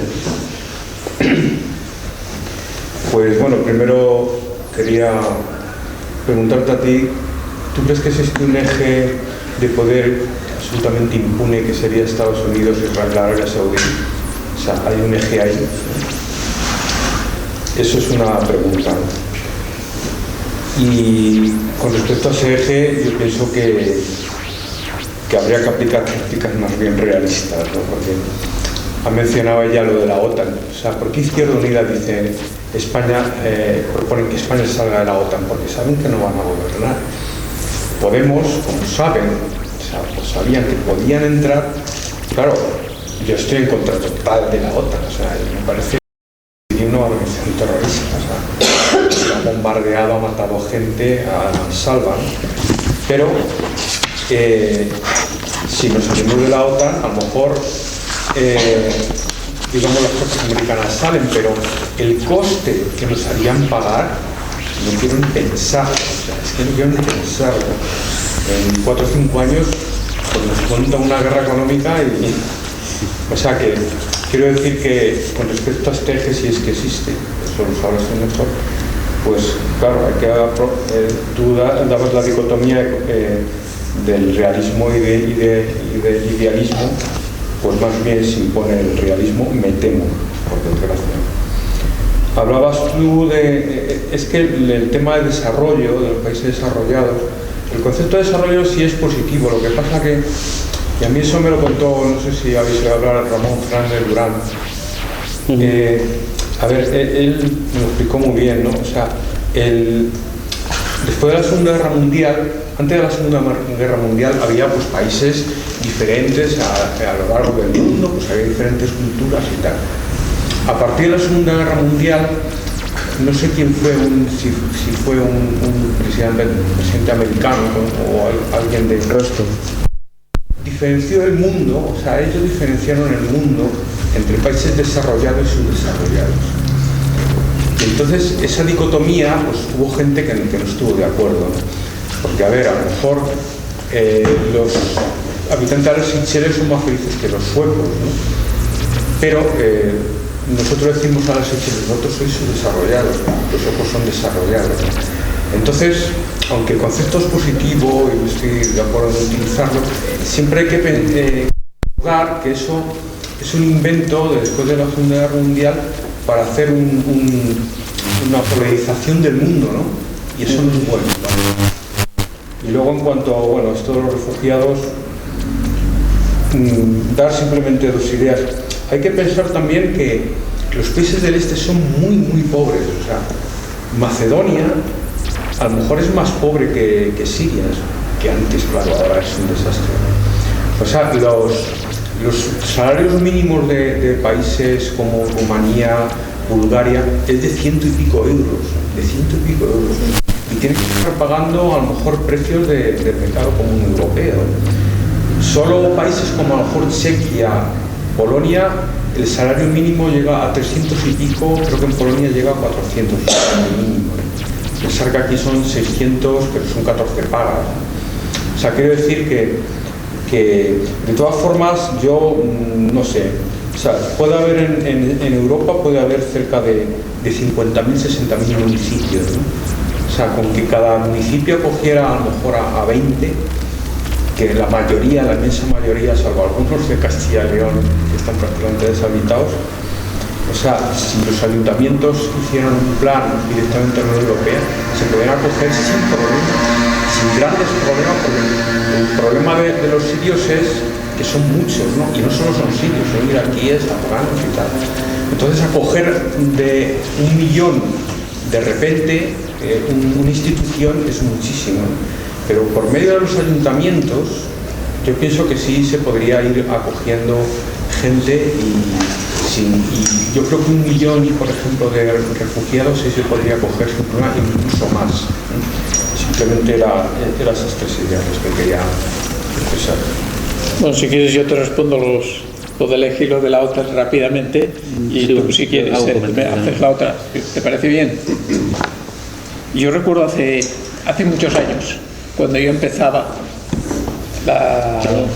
a ser diplomático y tal, que siempre decíamos entre nosotros, hay dos países que les da lo mismo el derecho internacional, no les pasa nada, les da lo mismo Naciones Unidas, hacen lo que quieren, que son Israel y la República Sudafricana. Evidentemente la situación ha cambiado por la República Sudafricana, el régimen de la apartheid cayó y eso no es así. Pero vamos, eso llegó a ser así por una razón fundamental, y es que tenían el paraguas norteamericano. Sin ese paraguas norteamericano no existe esa capacidad para hacer lo que quieras sin importarte, digamos, el derecho internacional en lo más mínimo. Es evidente que Estados Unidos es inmune. Bueno, durante la Guerra Fría había un contrapeso, ese contrapeso hoy no existe. Hoy en día es el único superpoder que hay en estos momentos en el mundo. Quizá dentro de unos años haya otra situación, pero hoy en día es el único y por lo tanto, es decir, no existe. Israel sigue siendo el aliado preferencial de Estados Unidos y por lo tanto el paraguas norteamericano hace que ese eje exista. En el caso de Arabia Saudí es más curioso, porque como régimen es terrible. Por lo tanto, es decir, tiene todos los números para que se le pudiera decir. Sin embargo, no ha tenido esa crítica. Y eso se debe básicamente a dos cosas. Primero, a la enorme cantidad de dinero y de poder que le ha dado el petróleo, que ha hecho pues que se convierta en un cliente fantástico para todo el mundo. Mirad las discusiones que hay en Gran Bretaña, como Cameron, vamos, les hace reverencias por las ventas de armas. Arabia Saudí, el dinero que esto representa, y vamos, no ha criticado en absoluto nada. Bueno, tampoco lo ha hecho nuestro gobierno, ¿eh? Pero bueno, pero en el caso de Cameron, que ellos se reclaman tan demócratas y tanto de derechos humanos y tal, el British, y en fin, reverencias lo hace. Y luego por otra cosa, y es que Arabia Saudí ha intervenido siempre por la puerta de atrás. Es decir, la presencia de Arabia Saudí en el mundo es increíble, pero lo hace a través del aparato cultural religioso, financiado obviamente por el dinero del petróleo, pero nunca como ellos, es decir, siempre por la banda de atrás, ¿no? Pues te voy a financiar una mezquita, te voy a financiar de esto, yo te pagaré para ponerte aquí, pues, el imán que te va sacando dinero, pero siempre por detrás, ¿no? Y eso ha hecho que digamos, a nivel internacional no aparezca como un país excesivamente, digamos, colonialista, entre comillas, no el antiguo colonialismo, sino un colonialismo más moderno, porque lo ha hecho siempre por detrás. Y esto le ha protegido hasta ahora. Y le ha protegido hasta ahora porque, evidentemente, uno de los resultados que hay es el crecimiento del fundamentalismo islámico, producto de la propia ideología fundamentalista del wahabismo, que, como sabéis, es el islam dominante en Arabia Saudí. No sé si lo conocéis, pero Arabia Saudí nace de la alianza entre la tribu guerrera de los Saud y al-Wahhabi, que era el creador, digamos, de la doctrina del wahabismo. Por un lado, el wahabismo da el carácter, digamos, religioso y cultural, la fuerza cultural y religiosa a los Saud, y los Saud le dan la fuerza de las armas al Wahhabi. Y esa alianza es la que ha creado Arabia Saudí. Y sobre la OTAN tuvimos una discusión, yo me acuerdo, sobre la OTAN en la Secretaría Internacional cuando hacíamos el programa, porque no es un tema fácil. Porque, hombre, había gente que defendía de que teníamos que salir de la OTAN. ¿Por qué? Porque en el fondo a nadie nos gusta la OTAN, ¿no? Yo creo que al final el sentido común pues imperó, y nosotros lo que defendemos en estos momentos es una europeización de la OTAN, por decirlo de alguna manera. Es decir, vamos a potenciar el carácter más militar y defensivo de Europa, y eso a la larga va a hacer que la OTAN pierda peso y sea dentro de un tiempo innecesario. Pero como tú has dicho, salir de la OTAN en estos momentos sería, a nivel internacional, yo personalmente creo que sería un suicidio para nosotros, por mal que me pese, pero creo que sería un suicidio. Y además, cuando tú hablas con algunos de los militares, te dicen que para el ejército español el paso, que yo creo que no es completo ni muchísimo menos, pero de un ejército de carácter franquista o típicamente militarista o entre comillas fascista a un ejército democrático, el hecho de la OTAN es fundamental. ¿Quiero decir eso que tenemos ya un ejército totalmente democrático? No quiero decir eso, pero que la OTAN sí que tuvo una influencia a ese nivel muy positiva dentro del ejército español. Eso te lo dicen los militares y es verdad. Bueno, sobre el desarrollo que has dicho, sí, claro, totalmente de acuerdo. Digamos que en ese momento que contabas después de la Segunda Guerra Mundial, cuando se empieza a hablar de países desarrollados, la primera categoría que surge es países en vías de desarrollo. Están los países desarrollados y luego están los países en vías de desarrollo. Y ahí la idea que está detrás es que los países en vías de desarrollo tienen que hacer A, B y C, y poco a poco van a ir ascendiendo y se van a acabar desarrollando. Luego, posteriormente, surgen otros teóricos, autores, políticos, sobre todo en América Latina, que lo que plantean es que mientras los países ricos se desarrollan, nos están provocando el subdesarrollo. Por lo tanto, esto que nos dicen de que habrá una especie de receta económica para el desarrollo es mentira. Mientras ellos se sigan desarrollando como lo están haciendo, los países del sur, nosotros, estaremos subdesarrollados. Y digamos que nosotros, de alguna manera, de lo que es el diagnóstico, bebemos bastante más de esta segunda visión, porque creemos que sí que es cierto que no es compatible el tipo de desarrollo que tenemos aquí en los países ricos con el desarrollo de todos los países. Ya no usamos los términos desarrollado y subdesarrollado, porque creemos que... Perdona, al principio se hablaba de subdesarrollo. Países de desarrollo, como subdesarrollados, sonaba mal. Pero al principio se veían países en vías de desarrollo. En vías de desarrollo, porque eso es subdesarrollado. Sí, no, pero la idea de en vías de desarrollo es previa, es de las fases de desarrollo de Rostock, y la idea de subdesarrollo es posterior en el sentido de que... En este sentido de que hay una relación, los países desarrollados y los subdesarrollados. Digamos que la idea de en vías de desarrollo no presupone esa relación. El caso es que nosotros lo que hablamos, volvemos mucho más de la idea esta de que los países desarrollados generan subdesarrollo, digámoslo, generan empobrecimiento en el sur. Usamos cuando hacemos un diagnóstico más categorías de norte y sur global, etcétera. También intentando escapar mucho, y esto es muy relevante cada vez más, de la idea de que podemos hablar cuando hablamos de desarrollo, lo comenté un poco antes, podemos hablar de países. Realmente el proceso de desarrollo es un proceso global. Hay muchos nortes en todo el mundo, en todos los países africanos hay un norte, hay grupos que sí que están desarrollados, que sí que tienen mucha riqueza, y en todos los países del mundo hay sures. En España hay muchos sures. Tiene mucho más que ver, hay un vínculo mucho más grande entre las élites que viven en La Moraleja y en un barrio parecido que haya en Kenia, en Nairobi. Hay mucho más en común, de forma de vida, de forma de consumo, de tal, que quizás entre ese mismo barrio de La Moraleja, por ejemplo, y pongamos las 3.000 viviendas en Sevilla. Hay un estado, evidentemente, no se puede decir que hay un estado, cada uno está en un estado distinto, pero en términos de desarrollo es importante también que miremos el mundo así, porque nosotros lo que perseguimos es precisamente el desarrollo global, que tengamos en cuenta lo que decía antes de la interdependencia, de que nuestro desarrollo tiene que ver y impacta en el desarrollo del sur, es decir, nuestras leyes comerciales, nuestra forma de consumir, de producir, todas las políticas económicas, y por lo tanto tenemos que tener una perspectiva mucho más, digamos, global y mundial cuando miramos los asuntos de desarrollo. Y estoy de acuerdo contigo, vamos, eso desde el punto de vista, digamos, de diagnóstico. Desde el punto de vista normativo o de principios, seguimos usando la palabra desarrollo porque es importante, porque es un significante que a la gente todavía le dice cosas, y porque no queremos que nos la roben y que simplemente se asocie a desarrollo como crecimiento económico de los pocos.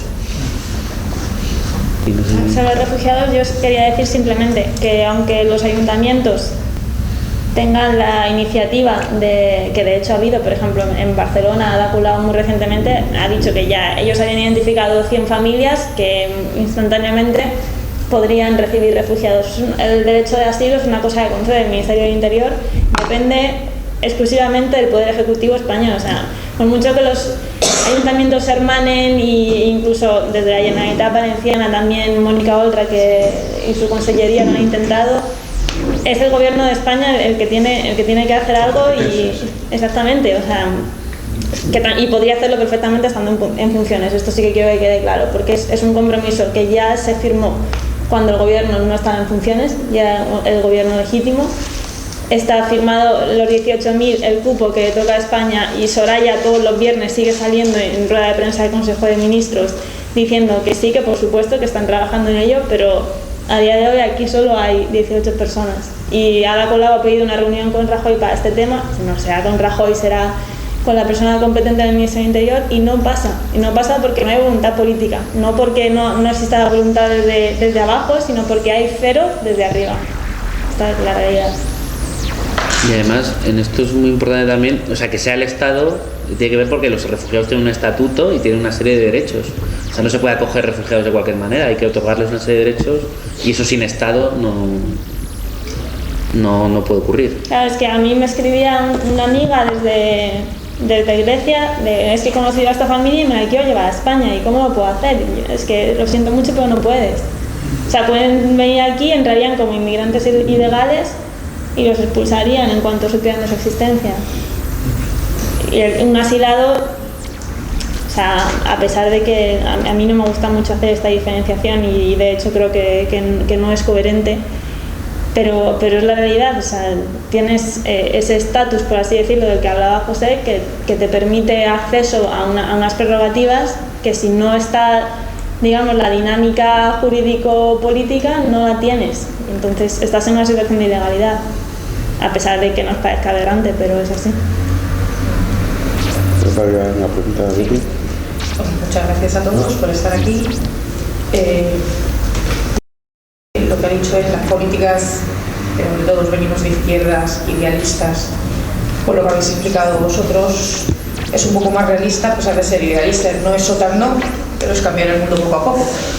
O sea que, muchas gracias. Y la pregunta era para lo de los refugiados.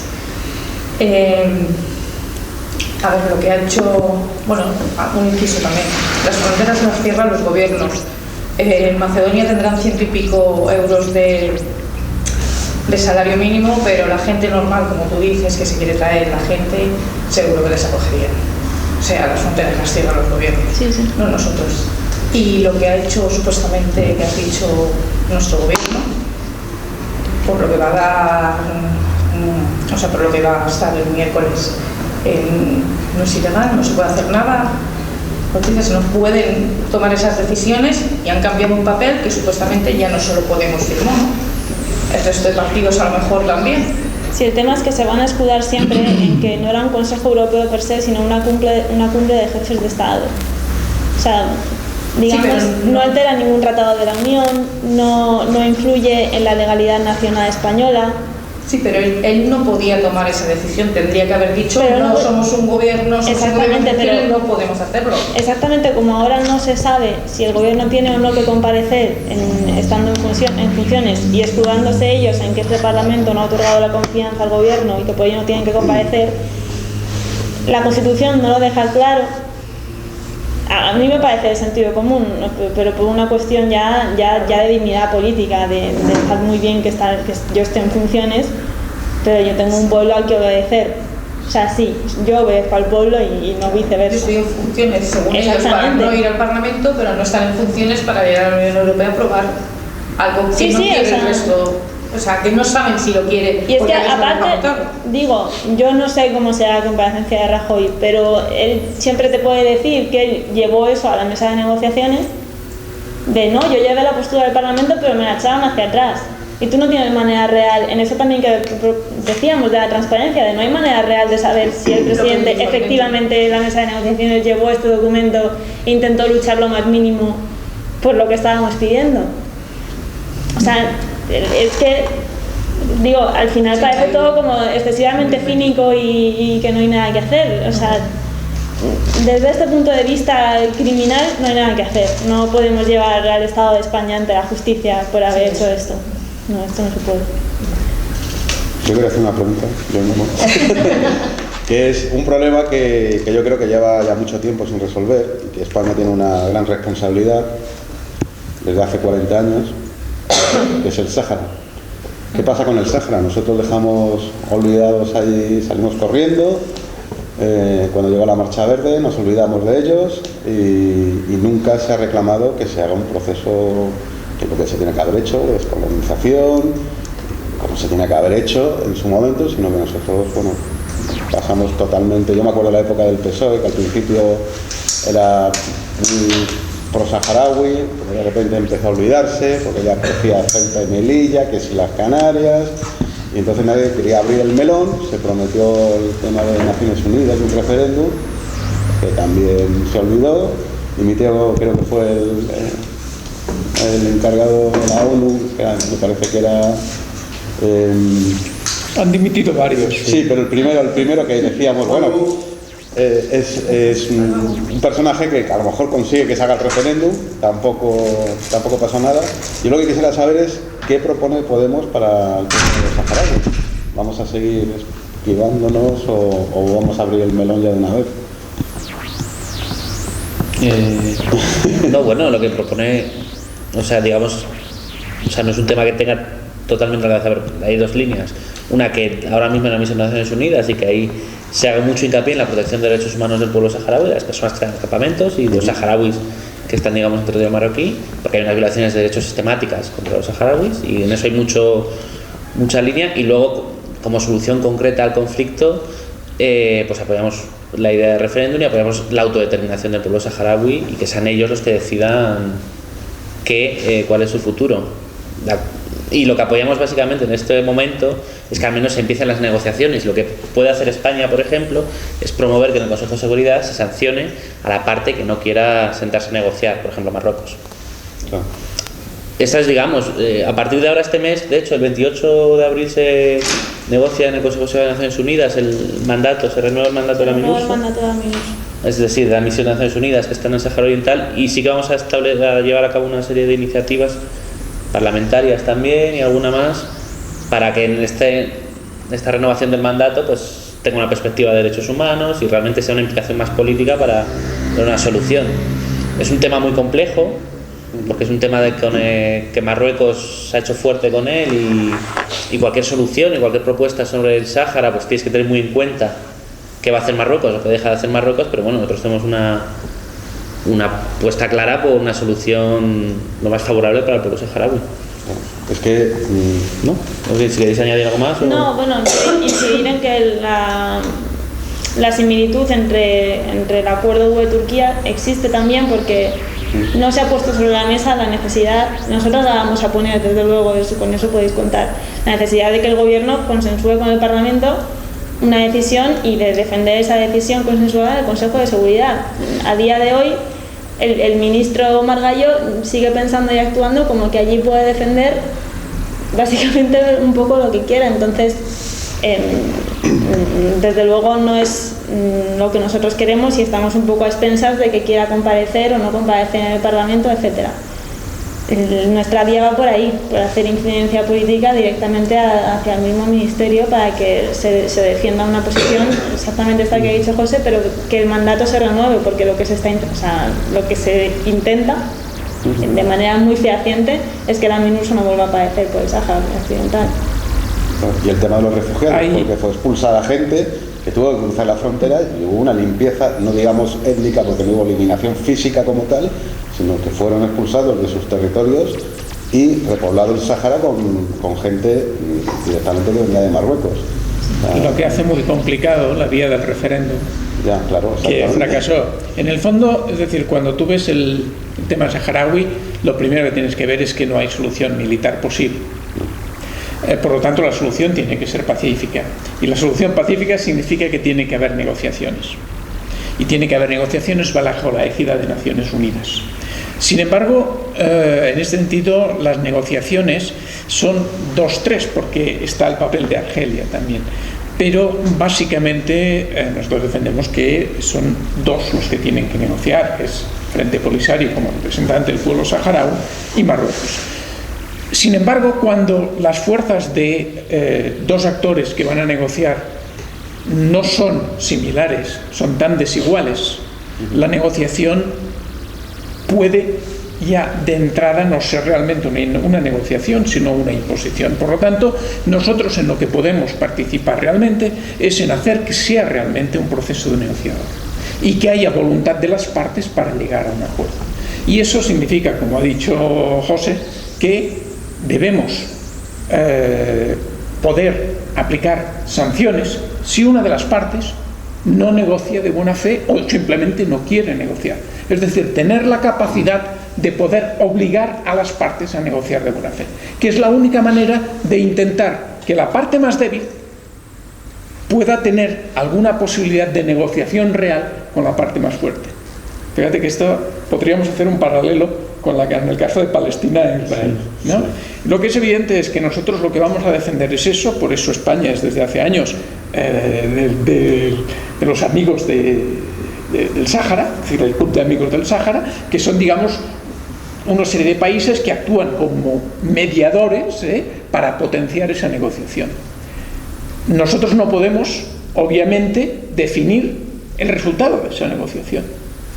Van a tener que ser los propios saharauis y los marroquíes los que decidan eso. Pero es evidente que en el momento en que se produzca una decisión o un final negociador, tendrá que pasar por un proceso de referéndum.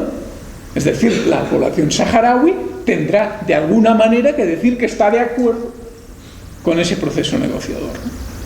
Ahí ya te digo que la posición de España podría ser más activa,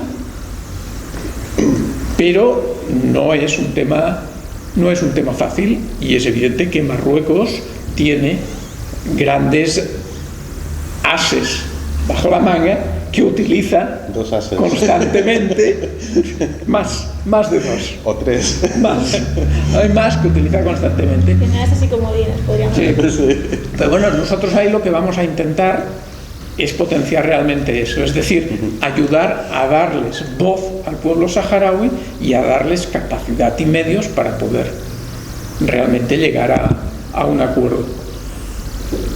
Sí.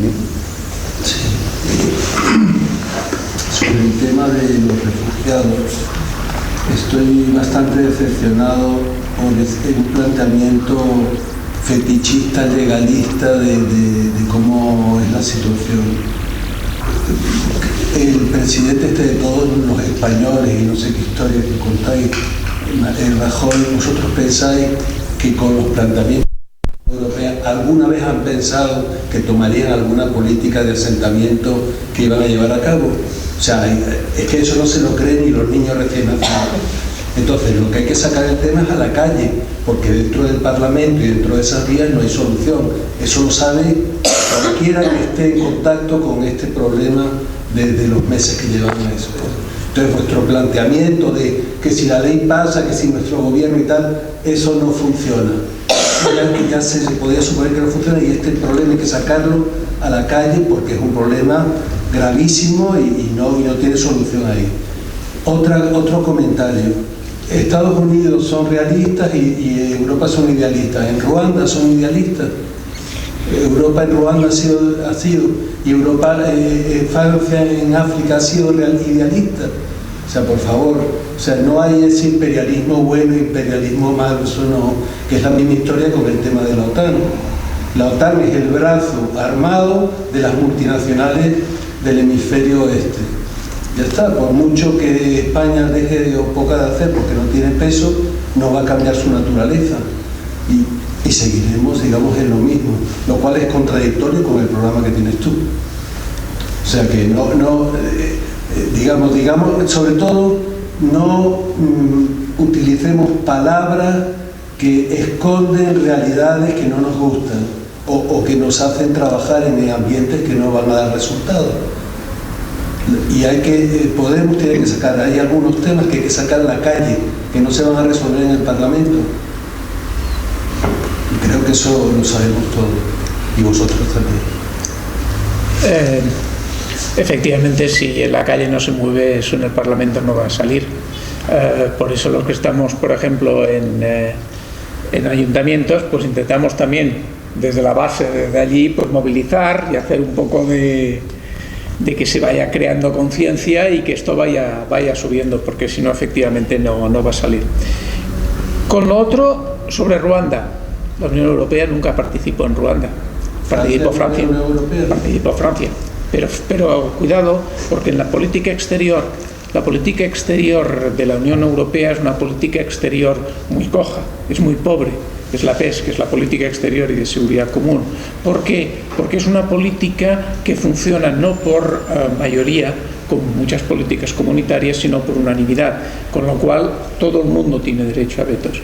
Esto hace que en aquellos lugares en donde hay una cierta influencia de las grandes potencias, básicamente Gran Bretaña, Francia y alguno más, pero básicamente ellos dos, la Unión Europea no se mete. En el caso de Ruanda fue Francia, y Francia ahí ni valores ni puñetas, fue intereses puro y duro, y además intereses mal entendidos a mi modo de ver, porque realmente no eran intereses ni de la población ruandesa ni de la población francesa, sino que eran intereses espurios de élites de un lado y de otra. Esto es la realidad de Ruanda. Lo que quería decir, y perdona si yo interpreto lo que tú has dicho con lo de los valores, es que dentro de lo que eran los principios fundacionales de la Unión Europea se les daba una fuerza especial a los valores y a la defensa de los valores, cosa que se ha ido perdiendo, y hoy en día estoy totalmente de acuerdo contigo en que la política exterior europea, desde luego, no funciona por valores, sino por intereses, aunque sí que es verdad que en los textos fundacionales ves mucho, y cuando tú haces un convenio, por ejemplo, un acuerdo de asociación con un país, el que teníamos con China, que firmamos hace como, ya se me va a la cabeza los años, pero como hace 20 años o algo así, había un capítulo, por ejemplo, de derechos humanos. Sí, en todos estaba obligatorio hacer un capítulo, y tú tenías reuniones de derechos humanos en las que veías si en aquel país los derechos humanos. Pues allí... Bueno, yo no os explico cómo eran esas reuniones, pero como podéis comprender al paripé mayor, pues claro, no se cumplían los derechos humanos, pero tú hacías una reunión para decir, oye, que no sé qué y tal. Es decir, existiría en los textos fundacionales un elemento de valores, pero es verdad que se ha perdido. Es decir, lo que tú dices hoy es la lectura de la pérdida de todo ello y de la política de intereses que yo he denunciado antes. ¿Alguna pregunta más? Bueno, yo quería decir alguna cosa más sobre los refugiados. Es evidente que hay que sacarlo a la calle. De hecho, las dos movilizaciones que ha habido contra el tratado, pues hemos estado ahí apoyando y organizando con más organizaciones de la sociedad civil. Lo que hemos contado es lo que se está haciendo concretamente en el Congreso, porque tampoco hay que buscar, hay que maximizar las oportunidades que tenemos.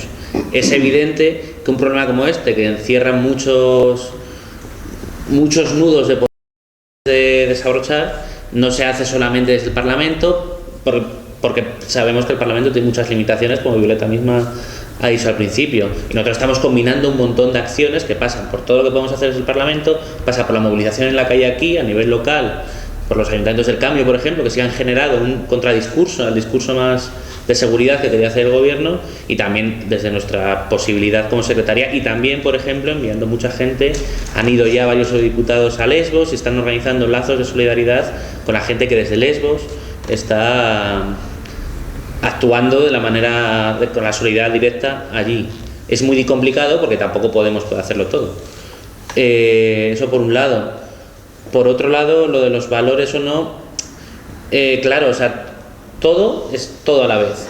Hace nada se ha aprobado una agenda, la agenda que os he contado de los ODS, que es una cosa de Naciones Unidas que han acordado todos los gobiernos y que tiene al mismo tiempo cosas alucinantes desde un punto de vista progresista y tiene al mismo tiempo cosas cero alucinantes desde un punto de vista progresista, sino un poco reaccionarias incluso.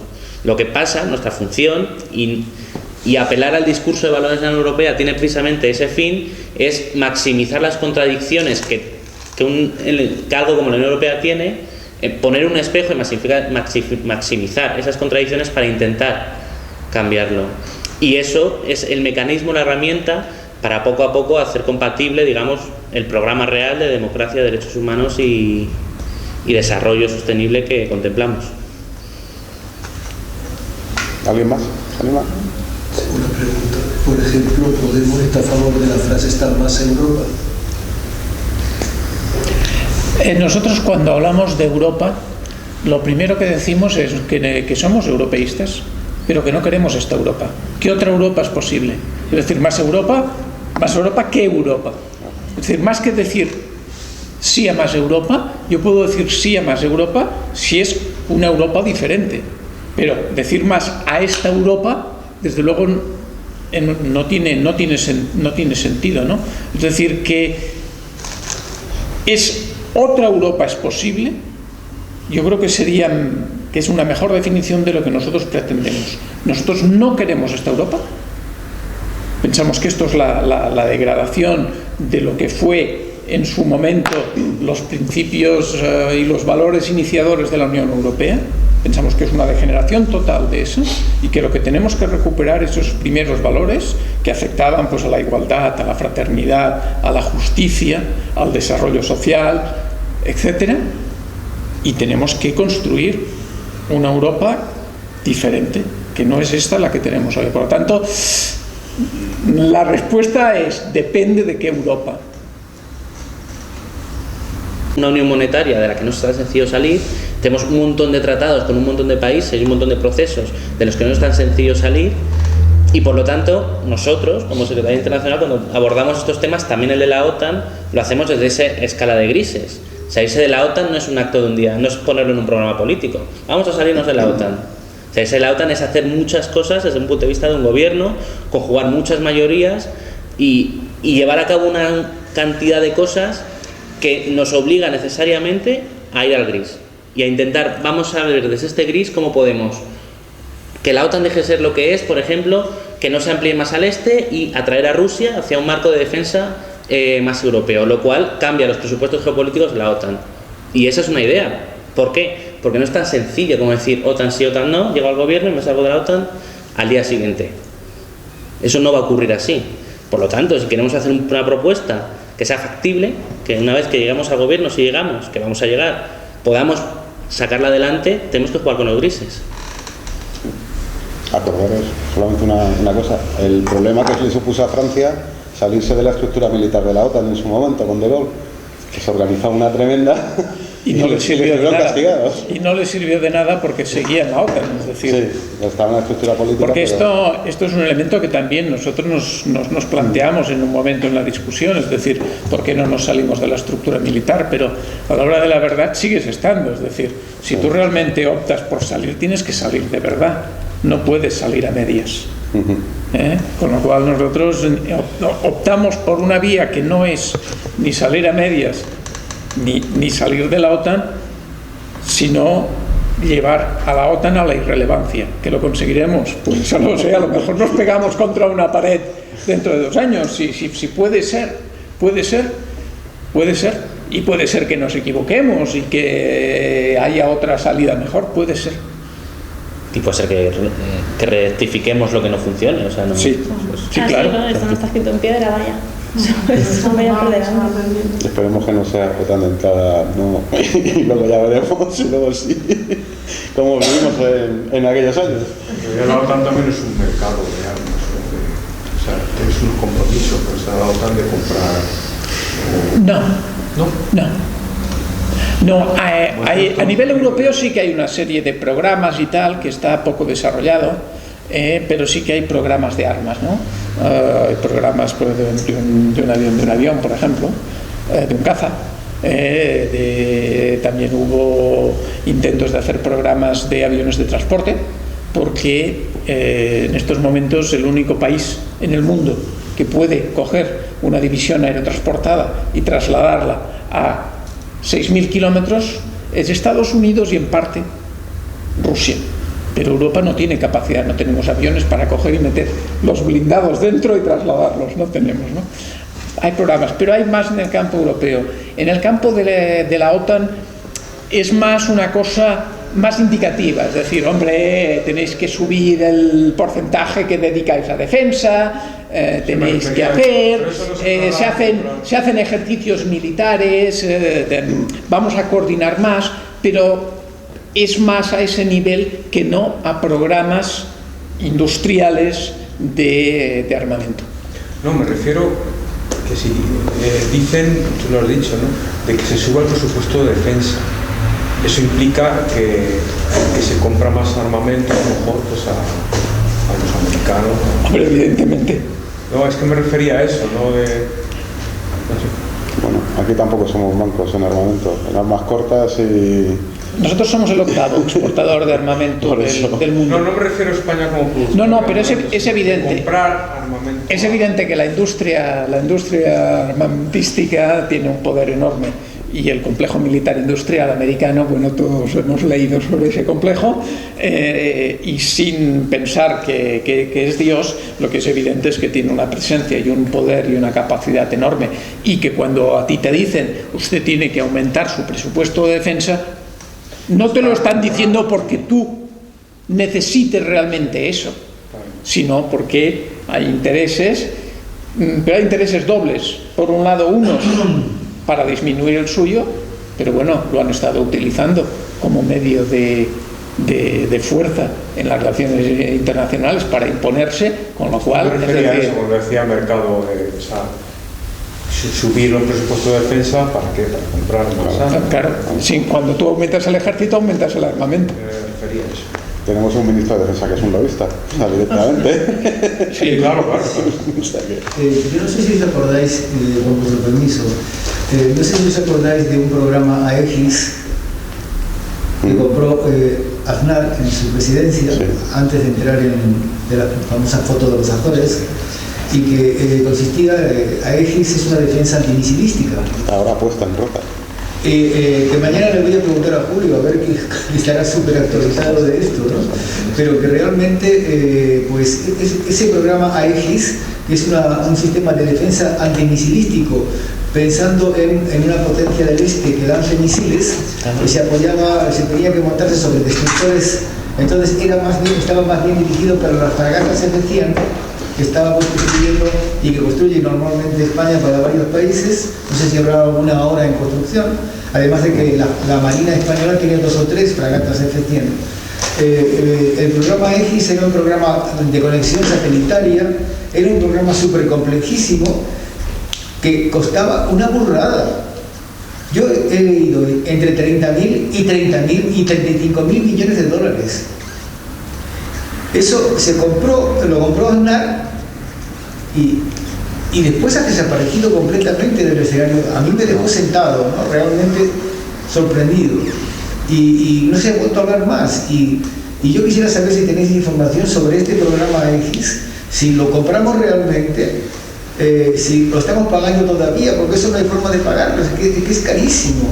Además es una cosa que para España estratégicamente, en el aspecto militar, no tiene ningún valor. Yo creo que harías bien en preguntárselo mañana, pero y a Julio, efectivamente, porque claro, nosotros no somos expertos en tema militar, pero yo creo recordar que lo que no comprábamos era todo el programa, sino que lo que hacíamos era participar en ese programa, que era común a varios, es decir, que el coste debía ser ese, pero no era eso lo que nos tocaba pagar a nosotros, ¿eh? Pero de todas maneras es preferible, porque se lo preguntes mañana a Julio, que seguramente lo conocerá mejor que nosotros. Yo, por lo que sé, ya hay 2 fragatas que están funcionando en rota. Hay una americana que ya está destacada, porque el sistema necesita es al estilo de los Patriot. Necesitas tener el lanzador de misiles, pero también necesitas tener digamos, la cobertura, el paraguas de radar para controlar los... puestos de observación. Exactamente. Yo sé que la Armada Española está utilizando ya, tiene una fragata destinada justo con la fragata americana que lleva el sistema cargado. O sea, te lo podrá explicar Julio, pero vamos, sé que está ya funcionando, no te digo al 100%, no sé qué porcentaje estará funcionando, pero ya hay destacada, desde luego, una fragata americana con todo el sistema EGIS colocado, y hay una fragata española también que está allí, pendiente, están en la base de Rota. O sea, cubre toda, se trata de Europa occidental, la cobertura que llega.